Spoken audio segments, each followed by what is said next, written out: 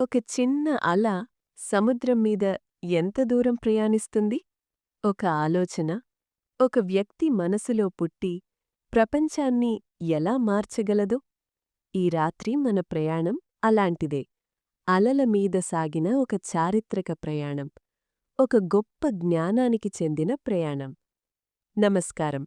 Sleep stories తెలుగుకి స్వాగతం. మీరు హాయిగా పడుకోవడానికి సిద్ధంగా ఉన్నారని ఆశిస్తున్నాను. మీరు హైదరాబాద్, విశాఖపట్నం, బెంగళూరు లేదా ఏ ఊరు నుండి వింటున్నారో కామెంట్స్లో చెప్పండి. మీ అందరి ప్రశాంతమైన నిద్రను కోరుకుంటున్నాను. కథ మొదలుపెట్టే ముందు ఒక్క క్షణం ఆగండి. మీరు పడుకున్న చోట మీ శరీరాన్ని కొద్దిగా సర్దుకోండి. మీ భుజాలను తేలికగా వదలండి. ఒక లోతైన శ్వాస తీసుకోండి. నెమ్మదిగా వదలండి. మీ మనసులోని ఆలోచనలన్నీ ఆ శ్వాసతో పాటు బయటకు వెళ్ళిపోనివ్వండి. ఈ రాత్రి మనం కాలాన్ని వెనక్కి తిప్పుదాం. సుమారు 1500 సంవత్సరాల క్రితానికి వెళదాం. మన ప్రయాణం పల్లవ రాజ్యంలో మొదలవుతుంది. ముందుగా మీరు మామల్లపురం ఓడరేవులో ఒక వర్తకుడిగా మారతారు. సముద్రపు గాలిని పీలుస్తూ సుగంధ ద్రవ్యాల వాసనను ఆస్వాదిస్తారు. ఆ తరువాత మనం బోధిధర్ముడి కథలోకి ప్రవేశిస్తాం. పల్లవ రాజ్యాన్ని వదిలి జ్ఞానాన్ని వెతుక్కుంటూ బయలుదేరిన ఆ యువరాజు గురించి తెలుసుకుంటాం. ఆయన ప్రయాణంలోని సహనాన్ని, నిశ్చయాన్ని గమనిస్తాం. అక్కడి నుండి ఆయనతో పాటు సుదూర చైనాకు ప్రయాణిద్దాం. ప్రశాంతమైన సోంగు పర్వతాల మధ్య ఉన్న షావోలిన్ ఆలయాన్ని చూద్దాం. ఆ ఆలయ నిశ్శబ్దంలో మనసును తేలికపరుచుకుందాం. చివరగా ఆ ఆలయంలో బోధిధర్ముడి బోధనలు, అక్కడి సన్యాసుల జీవితాలను ఎలా మార్చాయో గమనిద్దాం. వారి క్రమశిక్షణ, వారి ధ్యానం నుండి ప్రశాంతతను స్ఫూర్తిగా తీసుకుందాం. ఇదొక యుద్ధకథ కాదు. ఇది ప్రశాంతత, సహనం మరియు జ్ఞానాన్వేషణకు సంబంధించిన కథ. కాబట్టి మీ కళ్ళు మూసుకోండి. మీ ఊహలకు రెక్కలు తొడగండి. ఈ ప్రశాంతమైన ప్రయాణంలో నాతో పాటు రండి. ఈ రాత్రి మన కథ అలల సవ్వడితో మొదలవుతుంది. చాలా శతాబ్దాల క్రితం పల్లవ రాజ్యం తీరంలో. అక్కడ మీ ప్రశాంతమైన జీవితంలోకి మనమిప్పుడు అడుగుపెడదాం. మీ కళ్ళు నెమ్మదిగా తెరుచుకుంటున్నాయి. ఇంకా పూర్తిగా తెల్లవారలేదు. గదిలో చిక్కని చీకటి ఉంది. బయట నుండి చల్లని సముద్రపు గాలి కిటికీ గుండా లోపలికి వస్తోంది. ఆ గాలి మీ ముఖాన్ని మెల్లగా తాకుతోంది. అది ఉప్పు రుచిని, సముద్రపు వాసనను మోసుకొచ్చింది. ఒక నెమ్మదైన, లోతైన శ్వాస తీసుకోండి. ఆ స్వచ్ఛమైన గాలిని మీ ఊపిరితిత్తులలోకి నింపండి. విశ్రాంతిగా శ్వాస వదలండి. దూరంగా ఉన్న తీరదేవాలయం నుండి గంటల శబ్దం వినిపిస్తోంది. ఆ శబ్దం చాలా మధురంగా ఉంది. అది గాలిలో కలిసి అలల సవ్వడితో పాడుతోంది. ఇది మామల్లపురం, పల్లవరాజుల ఓడరేవు పట్టణం. మీరిక్కడ ఒక ఓడవర్తకుడు. మీ జీవితం ఈ సముద్రంతో, ఈ ఓడరేవుతో ముడిపడి ఉంది. మీరు నెమ్మదిగా మంచం దిగి నిలబడతారు. మీ పాదాల కింద చల్లని నేల తగులుతోంది. కొత్త రోజు మొదలైంది. ప్రతిరోజూలాగే ఈరోజు కూడా ప్రశాంతంగా మొదలైంది. బయటకు వచ్చి మీరు ఆకాశం వైపు చూస్తారు. తూర్పున సూర్యుడింకా ఉదయించలేదు.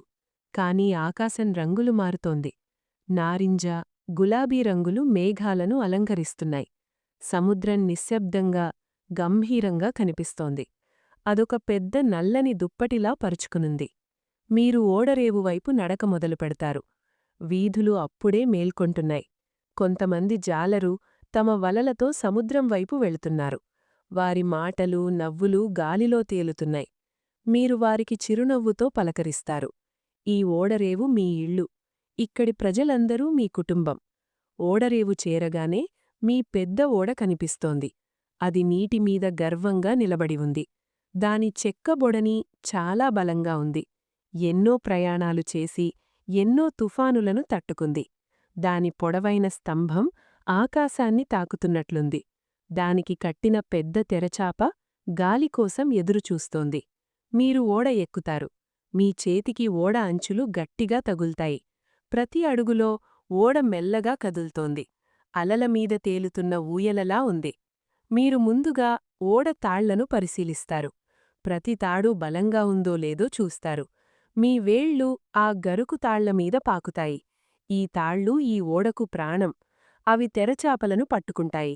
ఓడను నియంత్రిస్తాయి. అన్నీ సరిగ్గా ఉన్నాయని నిర్ధారించుకుంటారు.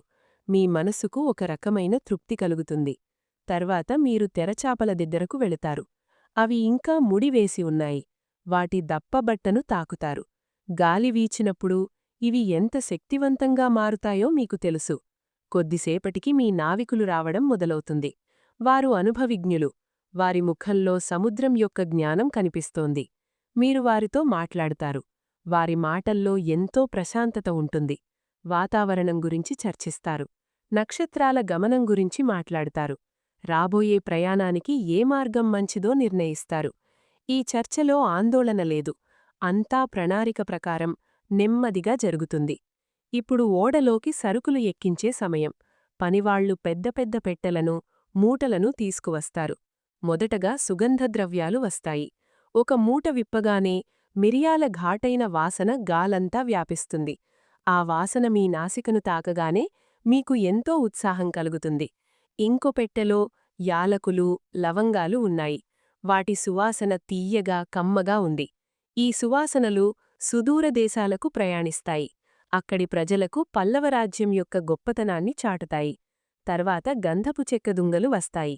వాటిని చాలా జాగ్రత్తగా ఓడలో సర్దుతారు. వాటి నుండి వచ్చే సువాసన చాలా పవిత్రంగా, ప్రశాంతంగా ఉంది. మీరొక దుంగను చేతితో తాకుతారు. అది నునుపుగా, చల్లగా ఉంది. ఆ సువాసనను లోతుగా పీల్చుకోండి. మీ మనస్సులోని అలజడి అంతా నెమ్మదిగా తగ్గుముఖం పడుతోంది. మీ భుజాలు విశ్రాంతి తీసుకుంటున్నాయి. మీ దవడలు తేలికపడుతున్నాయి.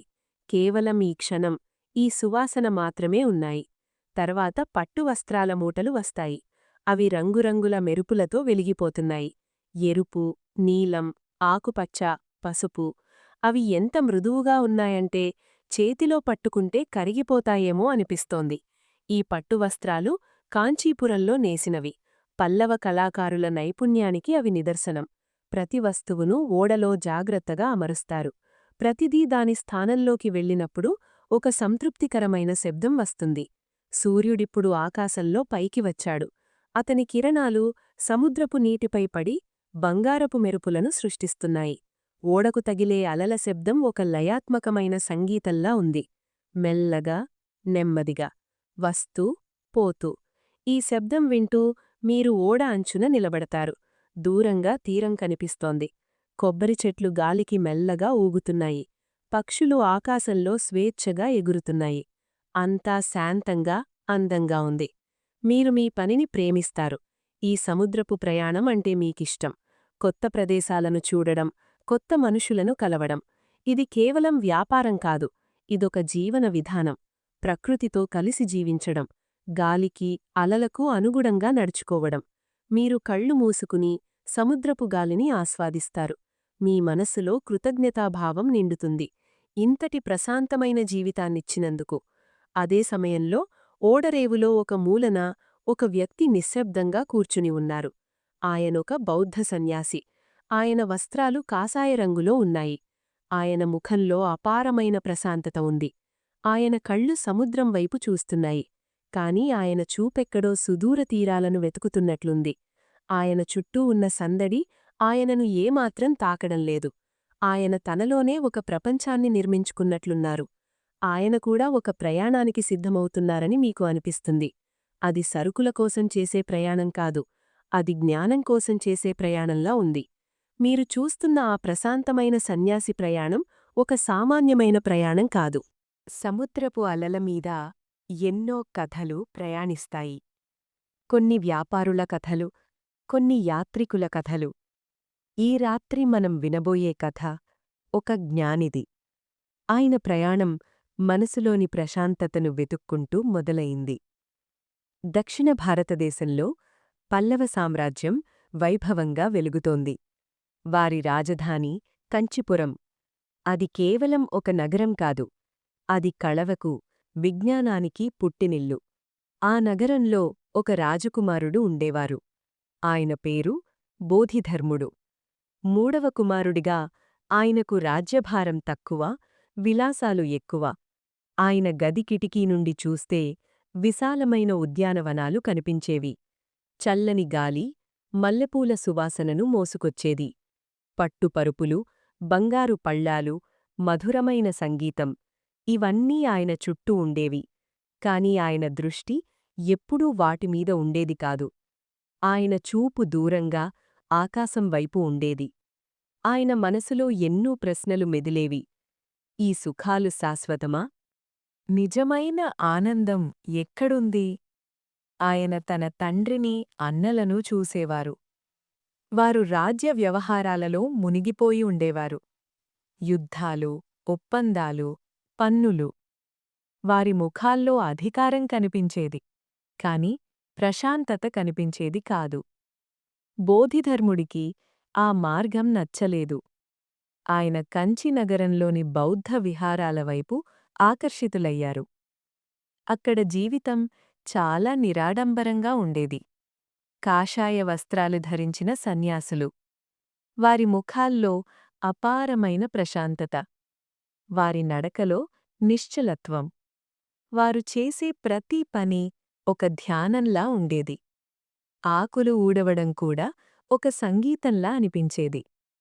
ఆయన ఒక గురువును ఆశ్రయించారు. ఆయన పేరు ప్రజనతార. ఆయన గొప్ప బౌద్ధ జ్ఞాని. బోధిధర్ముడు ఆయన పాదాల వద్ద కూర్చున్నారు. రాజకుమారుడిననే అహంకారాన్ని వదిలేశారు. ఒక సాధారణ శిష్యుడిగా మారారు. రాజభవనంలోని రుచికరమైన భోజనాన్ని వదిలి విహారంలోని సాదా భోజనాన్ని స్వీకరించారు. నేలమీద నిద్రించారు. ప్రతి ఉదయం సూర్యోదయానికి ముందే లేచేవారు. చల్లని నీటితో స్నానం చేసేవారు. గంటల తరబడి ధ్యానంలో కూర్చునేవారు. ఆయన తన శ్వాసను గమనించడం నేర్చుకున్నారు. లోపలికి వెళ్లే గాలి, బయటకు వచ్చే గాలి. ఆ శ్వాసతో పాటు మనసులోని ఆలోచనలు కూడా నెమ్మదించాయి. ఒకసారి మీరు కూడా మీ శ్వాసను గమనించండి. నెమ్మదిగా లోపలికి పీల్చి, నెమ్మదిగా బయటకు వదలండి. మీ భుజాలను కొద్దిగా విశ్రాంతిగా వదిలేయండి. బోధిధర్ముడు అలానే చేసేవారు. ధ్యానం ద్వారా తన మనసు మీద నియంత్రణ సాధించారు. శరీరం యొక్క శక్తిని, దాని పరిమితులను తెలుసుకున్నారు. సంవత్సరాలు గడిచాయి. రాజకుమారుడు ఒక పరిపూర్ణమైన జ్ఞానిగా మారారు. ఆయన కళ్ళు కరుణతో నిండి ఉండేవి. ఆయన మాటల్లో స్పష్టత ఉండేది. ఒకరోజు ఆయన గురువు ప్రజనతార బోధిధర్ముడిని పిలిచారు. నీ విద్య పూర్తయింది అన్నారు. నీవు ఇక్కడ నేర్చుకున్న జ్ఞానాన్ని ప్రపంచానికి పంచాలి. సుదూరంలో తూర్పున ఒక దేశం ఉంది. దాని పేరు చైనా. అక్కడి ప్రజలకు ధ్యానం యొక్క నిజమైన అర్థం తెలియదు. వారు శారీరక వ్యాయామాల మీద ఎక్కువ దృష్టి పెడుతున్నారు. కాని మనసును నియంత్రించడమే అసలైన శక్తి అని వారికి తెలియదు. నీవు అక్కడికి వెళ్ళాలి. వారికి ఈ మార్గాన్ని చూపించాలి. ఆ మాటలు విన్నప్పుడు బోధిధర్ముడి మనసు నిశ్చలంగా ఉంది. అది ఒక కఠినమైన నిర్ణయం. తన కుటుంబాన్ని, తన రాజ్యాన్ని, తన గురువును వదిలి వెళ్ళాలి. అపరిచితమైన దేశానికి, అపరిచితుల మధ్యకు వెళ్ళాలి. కాని అది గురువు ఆజ్ఞ. ఆయన దానిని శిరసావహించారు. తన ప్రయాణానికి సిద్ధమయ్యారు. ఆయనతో పాటు బంగారాన్నిగాని, ఆయుధాలను గాని తీసుకువెళ్లలేదు. కేవలం ఒంటిమీద ఉన్న కాషాయ వస్త్రాలు, చేతిలో ఒక భిక్షపాత్ర, గురువు ఇచ్చిన ఆశీర్వాదం ఇవి మాత్రమే ఆయన సంపద. ఆయన కంచి ఓడరేవుకు చేరుకున్నారు. ఒక పెద్ద వాణిజ్య నౌక చైనాకు బయలుదేరుతోంది. సుగంధద్రవ్యాలు, వస్త్రాలు, ముత్యాలతో ఆ నౌక నిండి ఉంది. బోధిధర్ముడు ఆ నౌకలో ఒక మూలన కూర్చున్నారు. నౌక నెమ్మదిగా కదిలింది. తీరం నెమ్మదిగా కనుమరుగయింది. కంచినగరం యొక్క గోపురాలు చిన్న చుక్కల్లా మారి మాయమయ్యాయి. ఆయన కళ్ళు మూసుకున్నారు. ఆయన ప్రయాణం మొదలైంది. ఆ సముద్ర ప్రయాణం రోజులది కాదు, నెలలది. చుట్టూ అనంతమైన నీలి సముద్రం, పైన అనంతమైన నీలి ఆకాశం, పగలు సూర్యుడు, రాత్రికి చుక్కలు. అప్పుడప్పుడు తుఫానులొచ్చేవి, పెద్ద పెద్ద అలలు నౌకను కొట్టేవి. అందరూ భయపడేవారు. కాని బోధిధర్ముడు మాత్రం నౌక యొక్క కదలికలో కూడా ఒక లయను చూశారు. ధ్యానంలో నిశ్చలంగా కూర్చునేవారు. ఆయన ఉనికి ఆ నౌకలోని ఇతర ప్రయాణికులకు కూడా ధైర్యాన్నిచ్చేది. ఆయన ఆ ప్రయాణంలో తన శరీరాన్ని, మనస్సును మరింత అర్థం చేసుకున్నారు. ఆహారం తక్కువగా తీసుకునేవారు, నిద్రను తగ్గించారు. కాని ఆయన శక్తి ఎప్పుడూ తగ్గలేదు. ఎందుకంటే ఆయన తన అంతర్గత శక్తిని ఎలా వాడుకోవాలో తెలుసుకున్నారు. కొన్నిసార్లు డెక్కుమీద నిలబడి గాలిని పీల్చేవారు. ఆ ఉప్పుగాలి తన ఊపిరితిత్తులను శుభ్రం చేస్తున్నట్లు భావించేవారు. ఆ సుదీర్ఘ ప్రయాణం ఆయన సహనానికి ఒక పరీక్షలా నిలిచింది. ఆయన అందులో నెగ్గారు. 3 సంవత్సరాల సుదీర్ఘ ప్రయాణం తర్వాత నౌక చైనా తీరాన్ని చేరింది. ఆయన పక్కన ఉన్న నావికుడు, స్వామీ, మనం గమ్యం చేరుకున్నాం అన్నాడు. బోధిధర్ముడు నెమ్మదిగా కళ్ళు తెరిచారు. ఆయన ముందు ఒక కొత్త ప్రపంచముంది. అక్కడి ప్రజల వేషధారణ వేరు, వారి భాష వేరు. అక్కడి గాలిలో ఒక కొత్త వాసన. కాని మనుషుల కళ్లలో అదే అన్వేషణ, అదే ప్రశాంతత కోసం ఆరాటం. ఆయన నౌక దిగి ఆ కొత్త నేలమీద తన మొదటి అడుగు వేశారు. నెలల తరబడి అలలమీద తేలియాడిన పాదాలకు నేల స్పర్శ ఎంతో హాయిగా అనిపించింది. ఆయన దూరంగా చూశారు. పొగమంచుతో కప్పబడిన పర్వతాలు కనిపించాయి. ఆయన ప్రయాణం ఇంకా ముగియలేదు. అసలైన ప్రయాణం అప్పుడే మొదలుగాబోతోంది. ఆయన ప్రయాణం చైనాలోని ఒక ప్రశాంతమైన పర్వత ప్రాంతంలో ఉన్న ఆలయం వద్ద ముగిసింది. ఆ ఆలయ నిర్మాణం, అక్కడి వాతావరణం ఒక కొత్త కథకు నాంది పలికాయి. ఆయన ప్రయాణం అలలతో ఆగిపోలేదు. చైనా దేశపు తీరాన్ని చేరిన తర్వాత ఆయన ప్రయాణం లోపలికి సాగింది. పర్వతాల వైపు, నదుల వైపు ఆయన నడిచారు. ఆయన అడుగులు నిశ్శబ్దంగా పడుతున్నాయి. ఆయన చూపు స్థిరంగా ఉంది. ఎన్నో పగళ్ళు, ఎన్నో రాత్రులు గడిచిపోయాయి. చివరికి ఆయన ఒక పవిత్రమైన ప్రదేశానికి చేరుకున్నారు. సోంగ్ పర్వతాల చెంతకు ఆయన వచ్చారు. ఆ పర్వతాల మధ్యలో ఒక ఆలయముంది.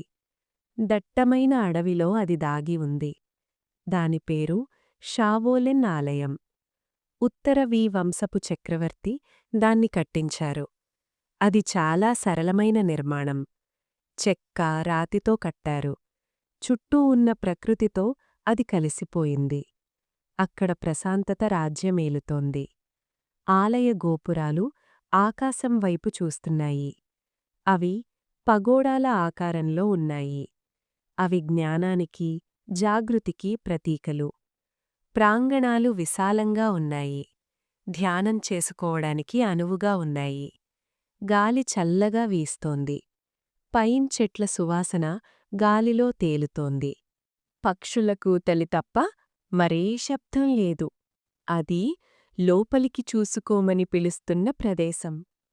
బోధిధర్ముడు అక్కడికి చేరుకున్నారు. ఆయన ఆ ఆలయపు నిశ్శబ్దాన్ని చూశారు.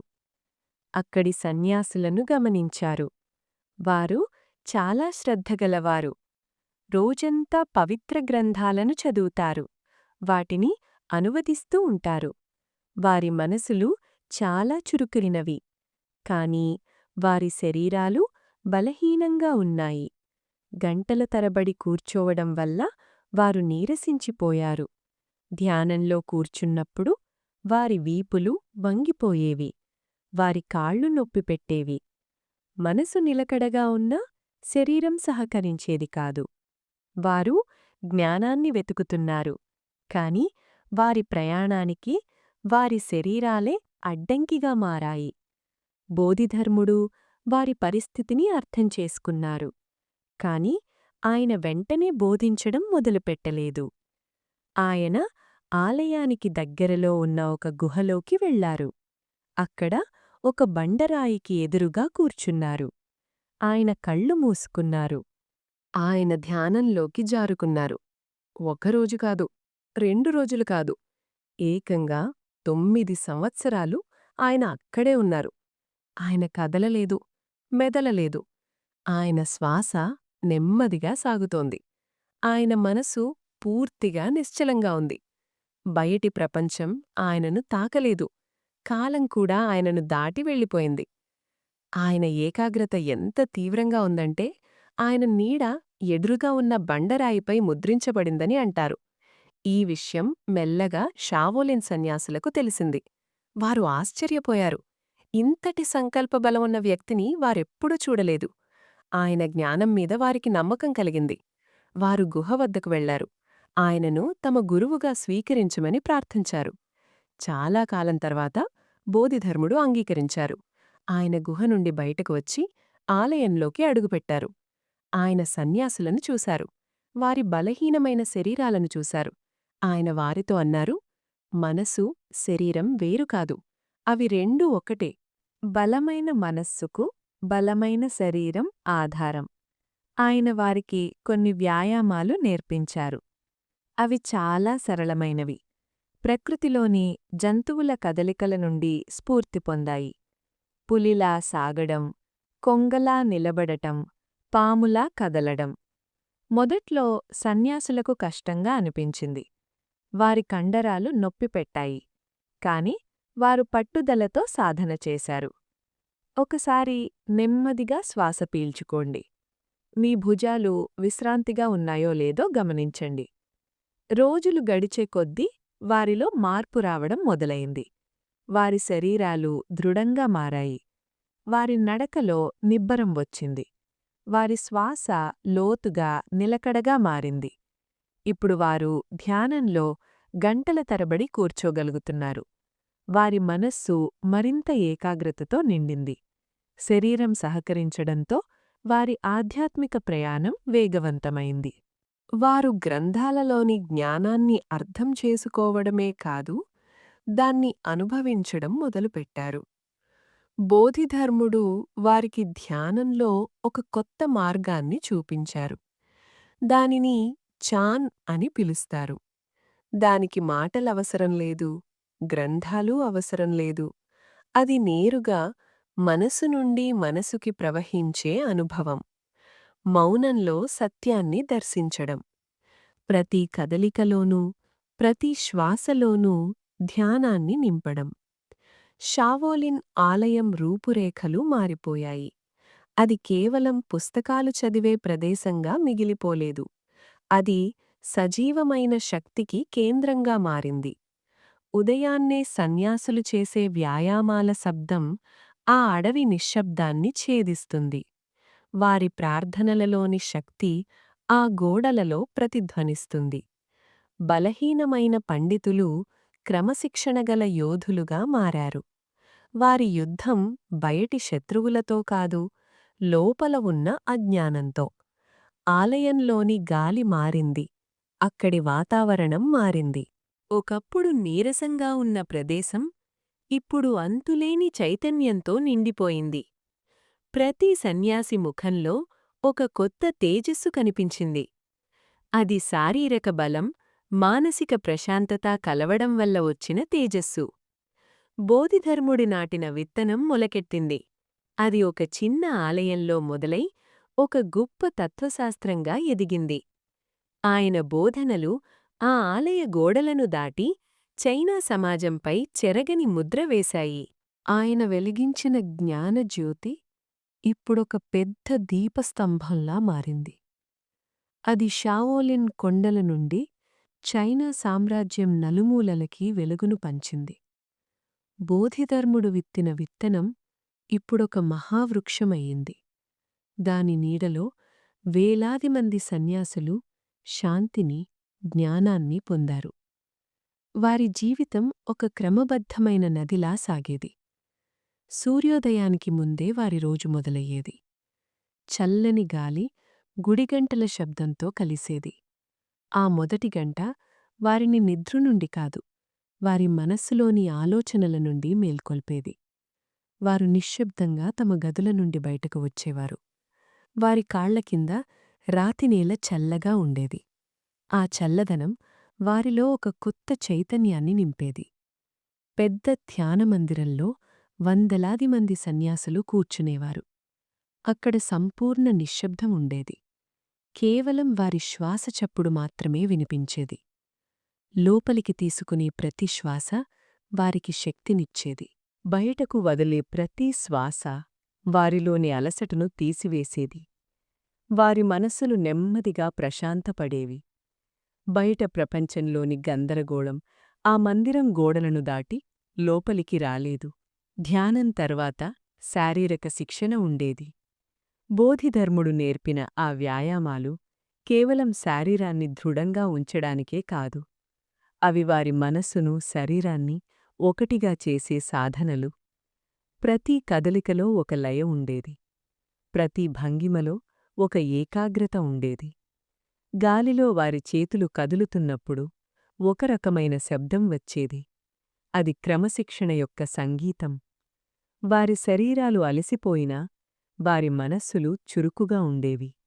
చెమట చుక్కలు వారి సాధనకు సాక్ష్యాలుగా నిలిచేవి. ఆ తరువాత వారు జ్ఞాన గ్రంథాలయాలకు వెళ్లేవారు. అక్కడ వేలాది తాళపత్ర గ్రంథాలు ఉండేవి. ఆ గ్రంథాలలో బుద్ధుని బోధనలు, పూర్వపు గురువుల అనుభవాలు నిక్షిప్తమై ఉండేవి. ప్రతి అక్షరం ఒక దీపంలా వారి అజ్ఞానాన్ని తొలగించేది. వారు చదవడం మాత్రమే కాదు, దానిని లోతుగా అర్థం చేసుకునేవారు. ఒకరితో ఒకరు చర్చించుకునేవారు. గురువుల నుండి సందేహాలను నివృత్తి చేసుకునేవారు. ఆ గ్రంథాలయం వారికి జ్ఞాన సముద్రంలా ఉండేది. వారి జీవితం ఇలా క్రమశిక్షణతో, సాధనతో నిండి ఉండేది. ప్రాంపంచిక సుఖాలకు వారు దూరంగా ఉండేవారు. సామాన్య ప్రజల జీవితం వ్యవసాయంతో, వ్యాపారంతో ముడిపడి ఉండేది. వారు పంటల గురించి, లాభనష్టాల గురించి ఆలోచించేవారు. కాని ఈ సన్యాసులు తమ మనసులోని ఆలోచనల గురించి మాత్రమే చింతించేవారు. ప్రజలు రాజుల నుండి ఆశీర్వాదాలు కోరుకుంటే, ఈ సన్యాసులు తమ గురువుల నుండి జ్ఞానాన్ని కోరారు. వారి ప్రపంచం చాలా చిన్నది, కాని వారి అంతరంగ ప్రపంచం చాలా విశాలమైనది. అయినా వారి మార్గం సులభమైనది కాదు.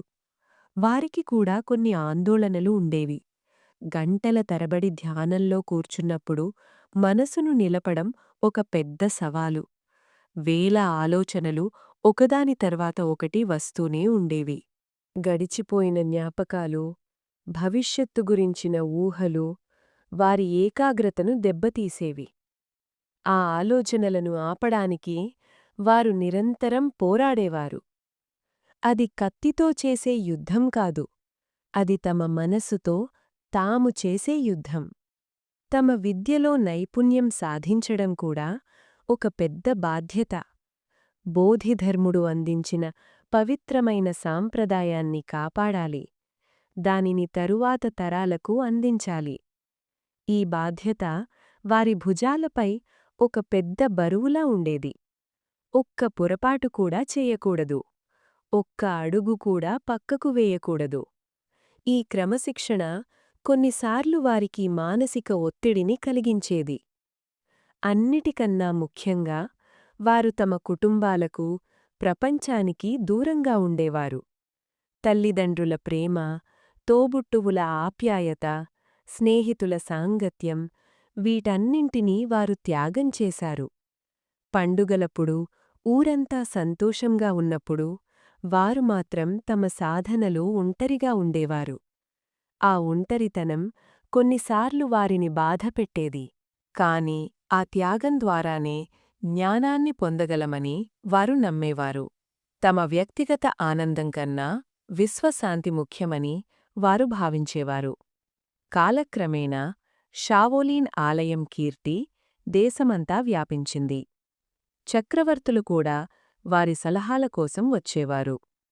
పండితులు వారి జ్ఞానాన్ని తెలుసుకోవడానికి ఆసక్తి చూపేవారు. సైనికులు వారి ఆత్మరక్షణ విద్యను నేర్చుకోవడానికి వచ్చేవారు. బోధిధర్ముడి బోధనలు జెన్ అనే పేరుతో ఒక కొత్త తత్వశాస్త్రంగా మారాయి. అది కేవలం సన్యాసులకే పరిమితం కాలేదు.